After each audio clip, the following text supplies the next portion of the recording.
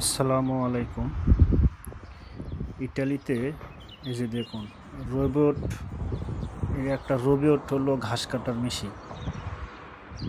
এটা দিয়ে এই যে দেন পুরা মাঠের ঘাস কাটতেছে। সারস দেয়া থিয়া চলে গেছে। এটা সুন্দর করে ঘাস কাটটা মনে করুন যে এক জায়গায় মনে করো যে থাকবো, মানে যতক্ষণ মানে ঘাস এদিক ওদিক থাকবে ওই ততক্ষণ ঘাস কাটতেই থাকবো। এই যে দেখুন ওই যে ওই জায়গায় যখন দেখবো যে বাইরে যাইবো আর সামনে যাব না, তখন ব্যাগে আইব। মানে এমনভাবে সিস্টেম করছে কারের সাথে যদি ধাক্কা খায় ও আর সামনে যাবে না, তখন পিছনে আবার ধাক্কা খাইলো, আবার পিছনে আসতেছে, আবার ঘোরা, আবার এদিকে চলে যাবে। এই যে অসাধারণ একটা মানে চার্জ দেওয়া থিয়া রাখছে। নিজে নিজেই ঘাস কাটা ওই বক্স, ওটা পুরোটা ভিতরে ওই বক্সের ভিতরে জমট করতেছে ঘাস।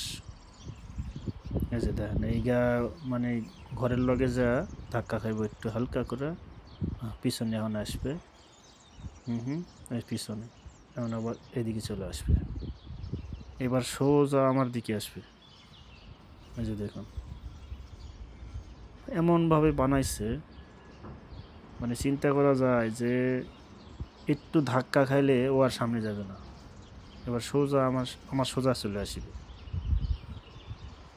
অনেক সুন্দর একটা দেখুন, মানে মাঝখানে ওটা হলো সুইচ। এই যে ছোট্ট চাকা সামনে আর পিছনের চাকাগুলো বড়।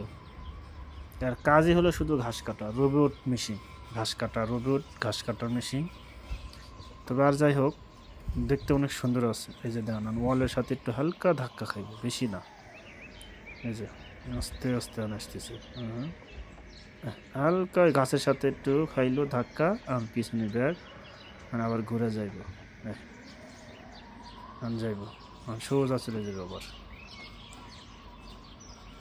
দেখছেন অনেক সুন্দর একটা, মানে এরা কত আধুনিক একটা জিনিস দিয়ে। তবে চায়না এগুলো না, এরা ইটালির তৈরি, এগুলো ইটালি জার্মানি বেশি ব্যবহার হয়, কারণ এইসব জিনিস চায়নার এরা কিনে না।